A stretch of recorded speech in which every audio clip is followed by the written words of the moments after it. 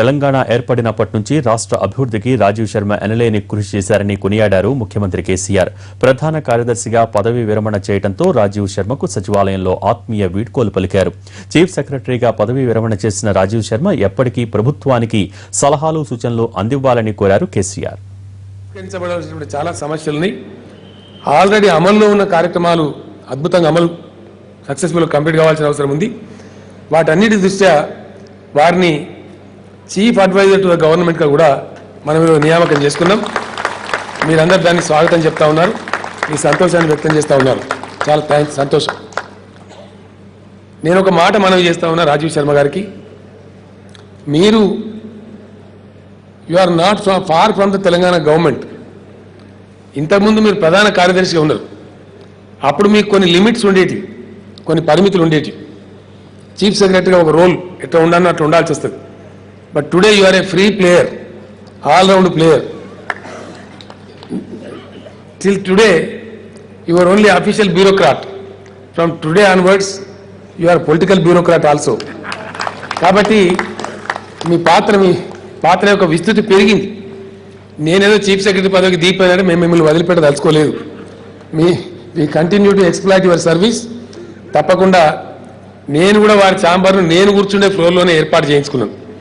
నేను పిలిస్తే ఒక క్షణంలో నా దగ్గరకు వచ్చే పద్ధతిలో అధికారులందరితో కూడా నా రిక్వెస్ట్, నేను ఉద్దేశపూర్వకంగానే వారికి క్యాబినెట్ ర్యాంక్ ఇచ్చి ఈరోజు చీఫ్ అడ్వైజర్గా అవకాశం ఇవ్వడం జరిగింది. వారు ఏ రివ్యూ సమావేశానికి పిలిచినా దయచేసి మీ చీఫ్ సెక్రటరీ లాగానే భావించి వారికి అన్ని విధాలా మీరు సహకరించాలని చెప్పి కూడా ఈ సందర్భంగా నేను కోరుతా ఉన్నాను. Because is a great asset to the state of Telangana. As we all know what kind of service he rendered in the initial 2.5 years for the youngest state of this country. కాబట్టి అందరం కలిసి రాష్ట్రాన్ని ఇంకా బాగా మనం ముందుకు తీసుకోవాల్సిన అవసరం ఉంది. అనేక విషయాలు అమలు చేసుకోవాల్సిన అవసరం ఉంది. వారి యొక్క ఆశీస్సులు మనకుంటాయి. తప్పకుండా వారి యొక్క సలహాలతో సూచనలతో ముందుకు సాగుదాం. మీరందరూ కూడా వారికి సహకరించాలని చెప్పి నేను కోరుతా ఉన్నా. వారి మరింత వైబ్రెంట్ రోల్ ప్లే చేయాలని చెప్పి కూడా రాజీవ్ శర్మ గారిని విజ్ఞప్తి చేస్తా ఉన్నా. అదేవిధంగా నూతన ప్రధాన కార్యదర్శి ప్రదీప్ చంద్ర గారికి నేను అభినందనలు తెలియజేస్తా ఉన్నా. వారు కూడా మంచి ఓపిక నైపుణ్యం ఉన్నటువంటి అధికారి, బాగా పేషెన్స్ ఉండే అధికారి. వారితో నాకున్న అనుభవం టీఎస్ ఐపాస్ తయారు చేస్తూ ఉన్నాం, తెలంగాణ ఇండస్ట్రియల్ పాలసీ తయారు చేస్తూ ఉన్నాం. వారు చేసుకొని రావటం, నేను మళ్ళీ తిప్పంపటం, అంటే అట్లా కాదు ప్రదీప్ ఇట్లా అని చెప్పడం, మళ్ళా వారు చేసుకొని రావటం. ఒక 20-30 సార్లు మా ఇద్దరి మధ్య చర్చోపచర్చలు జరిగి ఫైనల్లీ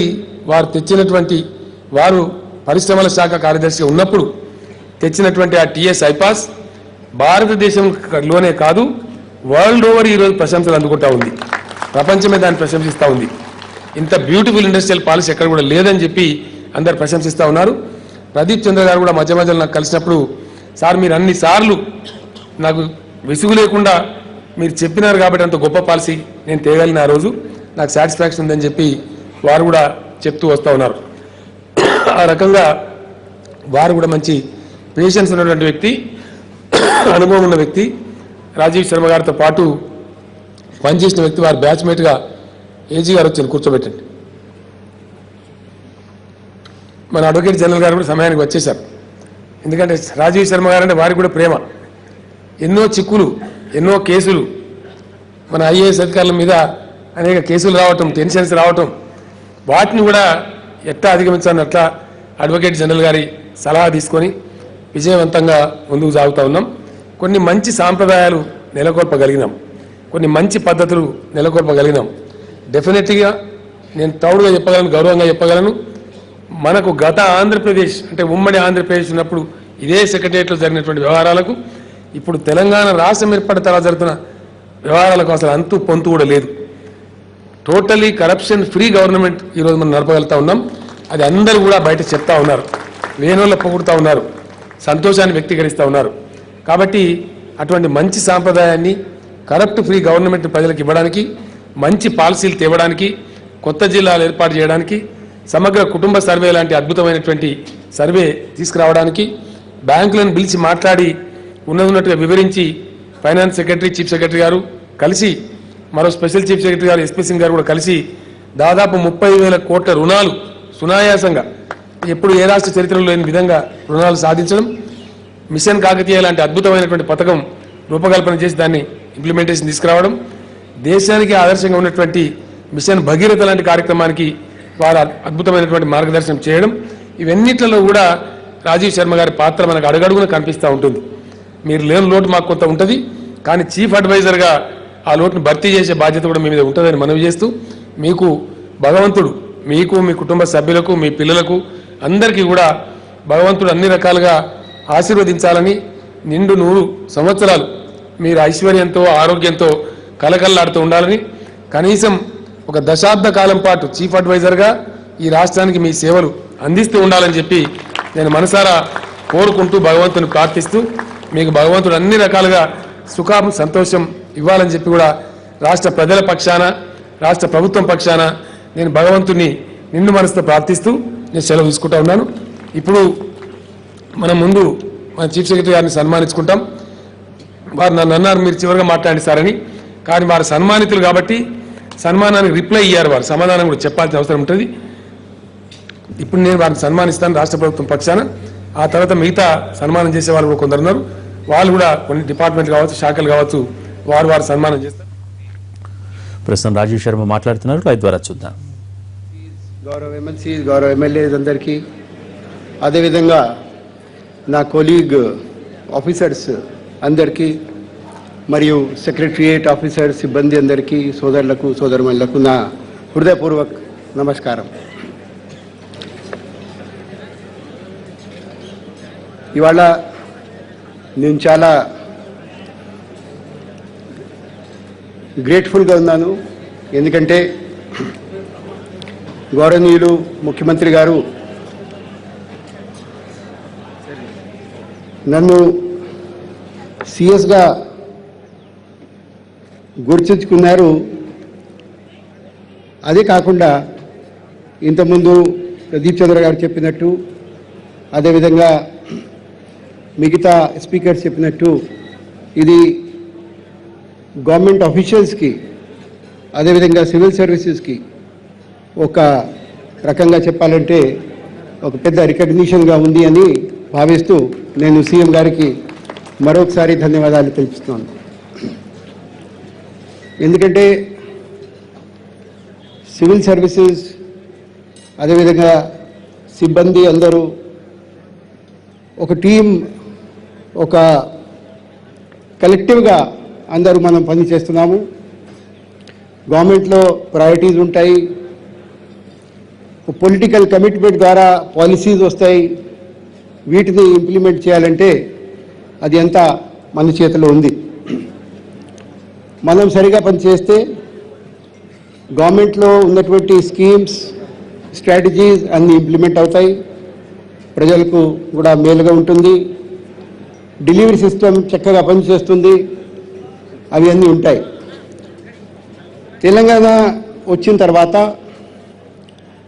గౌరవ ముఖ్యమంత్రి గారు చాలా కొత్త స్కీమ్స్ తయారు చేసి మనకి ఇచ్చినారు. అవి అన్నీ ప్రజలతో సంబంధించినటువంటి స్కీమ్స్, తెలంగాణలో ఉన్నటువంటి ఇన్ఫ్రాస్ట్రక్చర్ని ఇంప్రూవ్ చేయడానికి స్కీమ్స్, ఎకనామిక్ ప్రోగ్రెస్ కోసం ఉన్నటువంటి స్కీమ్స్ ఉన్నాయి, మీ అందరికీ తెలుసు. తర్వాత ఈ స్కీమ్స్ అన్నీ మెగా స్కీమ్స్, ఒక రకంగా ఒక రెవల్యూషన్ లాగా తీసుకురావాలి ప్రతి ఒక్క రంగంలో అని ముఖ్యమంత్రి గారి ఉద్దేశం. ఇవన్నీ డిఫికల్ట్ యాక్టివిటీస్, డిఫికల్ట్ టాస్క్ మనందరికీ తెలుసు. ఉదాహరణగా పెద్ద పెద్ద స్కీమ్స్ మనం మొదలు చేశాము. Mission Bhagirath, mission Kakatiya, irrigation schemes, అదేవిధంగా సోషల్ వెల్ఫేర్లో అందరికీ పెన్షన్ ఇవ్వటం, ఇటువంటి అన్ని స్కీమ్స్ ఒక 100% సాటిస్ఫాక్షన్తో చేయాలంటే మన అందరూ కష్టపడి పనిచేయాలి అని అందరికీ తెలుసు. మీరు అందరూ నాతో కోఆపరేట్ చేసినారు. మనం అంతా ఒక రకంగా చెప్పాలంటే బాగా సాటిస్ఫాక్టరీగా, సక్సెస్గా లాస్ట్ 2.5 years పనిచేసామని, చేయగలిగామని దానికి ఒక క్రెడిట్ మీ అందరు కూడా ఉంటుంది. అదేవిధంగా మంత్రివర్యులు అందరూ నాతో కోఆపరేట్ చేశారు.